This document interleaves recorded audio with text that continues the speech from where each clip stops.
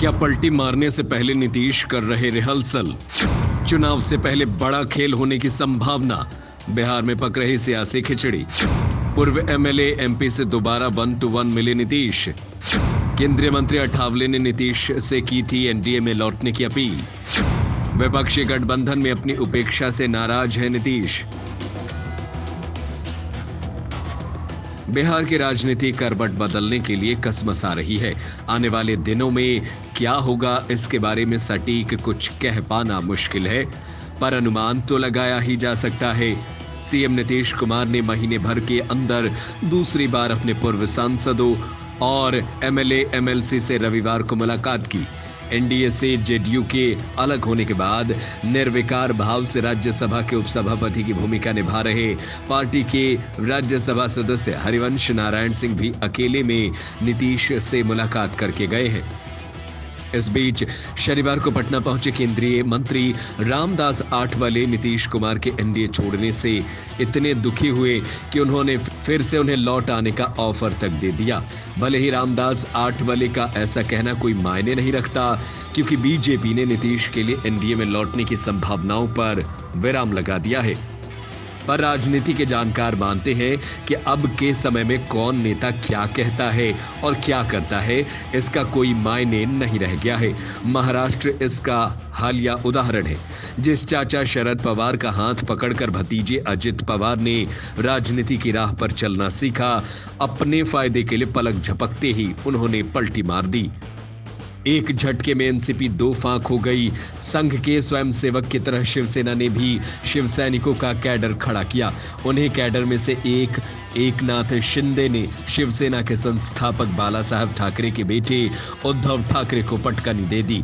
जहां तक नीतीश का सवाल है, तो उनके लिए महागठबंधन छोड़कर एनडीए में लौटना कोई आश्चर्यजनक बात नहीं होगी, इसलिए कि पहले भी वे ऐसा करते रहे हैं। कभी इस खेमे में तो कभी उस खेमे भटकने की उनकी आदत रही है। उनका लक्ष्य हमेशा कुर्सी ही रही है। नीतीश कुमार की कुर्सी पर तो खतरा उसी दिन खड़ा हो गया था जब उन्होंने महागठबंधन का हिस्सा बनने का फैसला लिया। उनके सामने शर्त ही आरजेडी ने रखी थी कि आप केंद्र की राजनीति करें और बिहार की गद्दी तेजस्वी यादव को सौंप दें। केंद्र की राजनीति के लिए भी आरजेडी ने नीतीश को बड़ा सब्जबाग दिखाया। उन्हें कहा गया कि वे विपक्ष की ओर से पीएम पद के उम्मीदवार बने। बिहार में जो 7 दल आपको समर्थन दे रहे हैं, वे तो यकीनन आपके साथ रहेंगे। बाकी का बंदोबस्त आप दूसरे विपक्षी दलों के नेताओं से मिलकर कर लें। हालांकि इस तरह की कोई आधिकारिक ब्रीफिंग आरजेडी की ओर से नहीं हुई थी, लेकिन घटनाओं की कड़ियां जोड़े तो आप इसी नतीजे पर पहुंचेंगे। आरजेडी के प्रदेश अध्यक्ष और लालू यादव के पुराने सहयोगी जगदानंद सिंह ने मीडिया के सामने कहा था कि नीतीश जी को पीएम बनने के लिए लालू जी ने जीत का टीका लगा दिया है, इसलिए अब उनके पीएम बनने में कोई रुकावट नहीं है।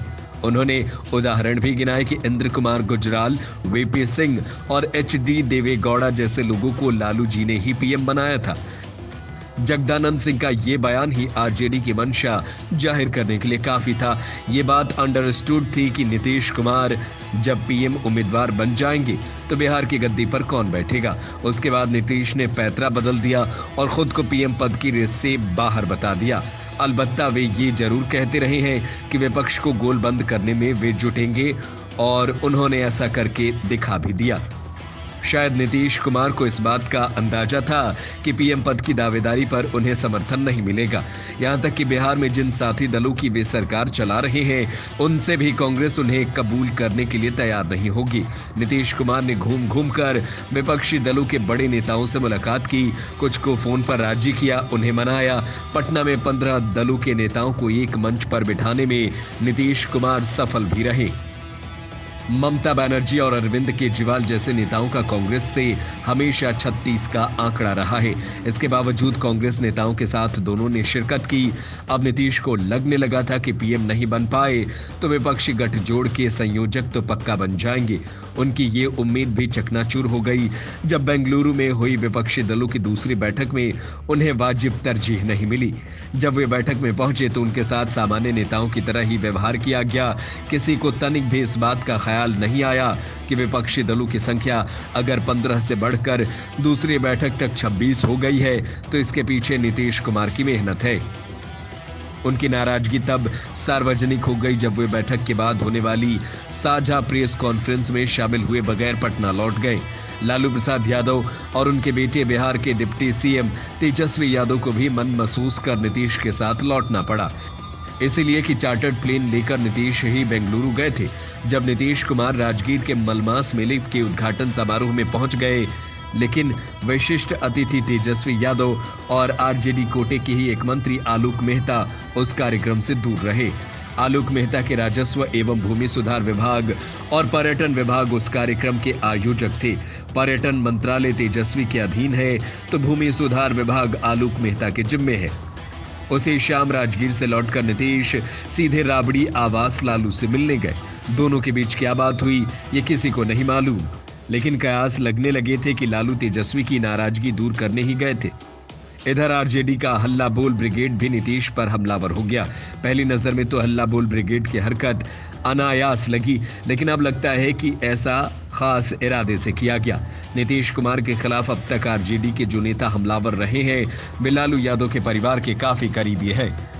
आरजेडी के विधायक सुधाकर सिंह के पिता जगदानंद सिंह पार्टी के प्रदेश अध्यक्ष हैं और लालू के पुराने साथी हैं। हल्ला बोल ब्रिगेड के दूसरे सदस्य सुनील कुमार सिंह भी राबड़ी देवी के मुंह बोले भाई हैं। अगर दोनों कुछ बोलते हैं तो उसे ये खारिज नहीं किया जा सकता कि वे उनके निजी विचार हैं। सुधाकर सिंह फिलहाल नहीं बोल रहे हैं, लेकिन सुनील कुमार सिंह शब्द शक्ति के व्यंजना भाव में अब भी सोशल मीडिया पर सक्रिय हैं। हालांकि सुनील सिंह को महागठबंधन विधानमंडल दल की बैठक में नीतीश ने खूब सुनाया, पर वे अब भी मानने को तैयार नहीं है। फेसबुक पर कुछ दिनों तक उन्होंने नीतीश को इंगित कर लिखने मिटाने का काम किया, पर अभी व्यंजना भाव से लगातार लिखे जा रहे हैं।